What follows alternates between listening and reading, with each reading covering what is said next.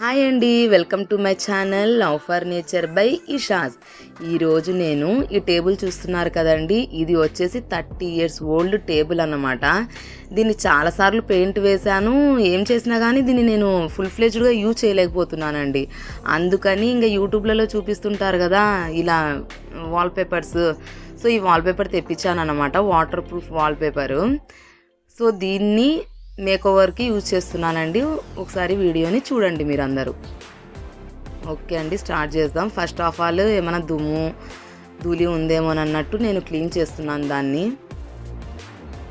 ఎందుకంటే మనం పేపర్ అతికించేటప్పుడు దుమ్ము ఉంటే కనుక సరిగ్గా అతుకోదు, కాబట్టి నేను మొత్తం బాగా క్లీన్ చేస్తున్నాను. ఇది చాలా సంవత్సరాలది అండి, అది వుడెన్ కూడా బాగా లేకుండా నేను పెయింట్ వేసి పెట్టింటిని దాన్ని. ఇంకా ఇప్పుడు ఈ వాల్పేపర్ వేద్దాము అన్నట్లు చూస్తున్నానండి.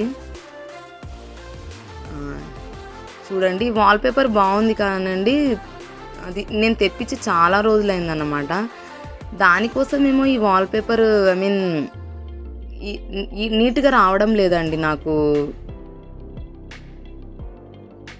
వెనకాల స్టీల్ కోటింగ్ది వచ్చేసి త్వరగా రావడం లేదన్నమాట.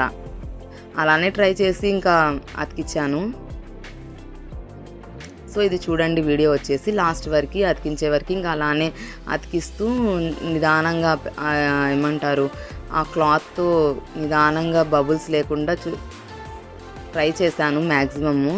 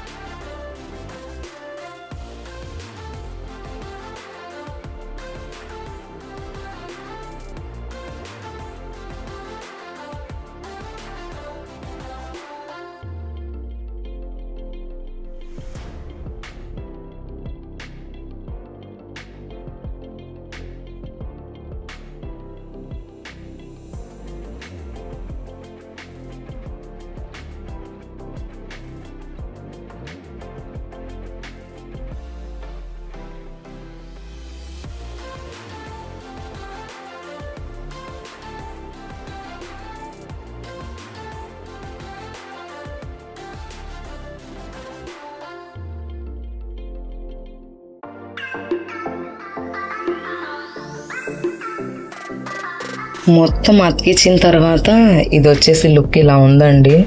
చాలా స్మూత్ ఉంది, బాగుందండి. ఇది ఏమంటే ఈ పేపర్లో ప్రాబ్లం ఏంటంటే ఇది తీయడానికి చాలా ఇబ్బందిగా ఉంది. ఇంకోటి ఫ్లాట్ సర్ఫేసెస్ మీద మాత్రం బాగా త్వరగా అతుక్కుంటుంది, బబుల్స్ ఏం రాకుండా. ఇది 30 years బ్యాక్ది అని చెప్పినాను కదండి, కాబట్టి ఇది చాలా వరస్ట్ కండిషన్లో ఉందన్నమాట. దీని కింద ఉన్న వుడ్ వచ్చేసి స్మూత్గా లేదు, అందుకని కొంచెం అట్లా బబుల్స్ లాగా ఫామ్ అయినాయి. కానీ ఏం లేదు, దీన్ని మళ్ళీ ఫ్యూచర్కి యూజ్ చేసుకోవడానికి బాగా వస్తుంది. ఇదిగోండి, వాటర్ పడింది, వాటర్ పడినా కూడా ఏమి ఇబ్బంది లేదు. వాటర్ పడినా కూడా అంత చూడండి, జస్ట్ తుడిచేస్తే వెళ్ళిపోతుంది. అంటే ఇంకా కొంచెం దీనికి లైఫ్ ఇచ్చినాను అన్నమాట నేను, అలాగా.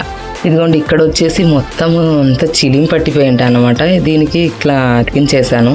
సో కొంచెం స్మూత్గా ఉంటుంది, ఏదైనా పెట్టాలంటే ఇంట్రెస్ట్ వస్తుంది అనమాట, లేదంటే బాగా ఇరిటేషన్ వస్తుంది.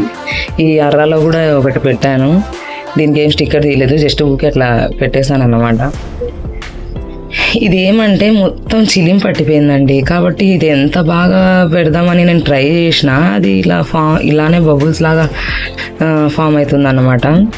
మీ దగ్గర ఒకవేళ ఏదన్నా ఉంటే ఇట్లేం ఫామ్ అవ్వదండి. మీరు నిదానంగా ఇంకొకరు హెల్ప్ తీసుకొని నిదానంగా పెట్టినామంటే చాలా బాగా వస్తుంది. నాకేమంటే ఎవరు హెల్ప్ లేరు, అందుకని నేను ఇంకా స్వయం కృషి చేసి ఎట్లనో అట్లా దీన్ని చేశాను.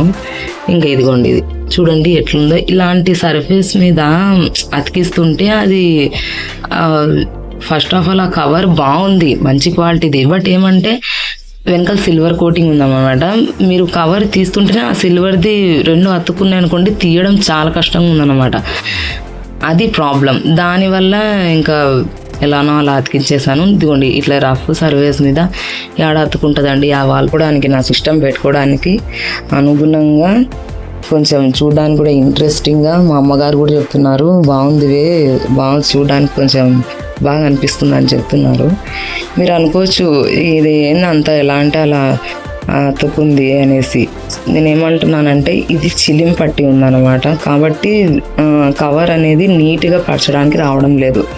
కొంచెం కొత్తగా ఉన్నాయనుకోండి బాగా, ఇది మీరు ఇది వచ్చేసి బీరువాకైనా పెట్టచ్చు. బీరువాకి వచ్చేసి లైట్గా నిదానంగా తీసుకుంటూ వస్తాం కాబట్టి ఏం బబుల్స్ ఏం ఫామ్ అవ్వవు. ఇది ఏమంటే ఇంకా పాతదండి, దీన్ని ఇంకా యూజ్ చేద్దామన్నట్టు ఇట్లా చెప్తే.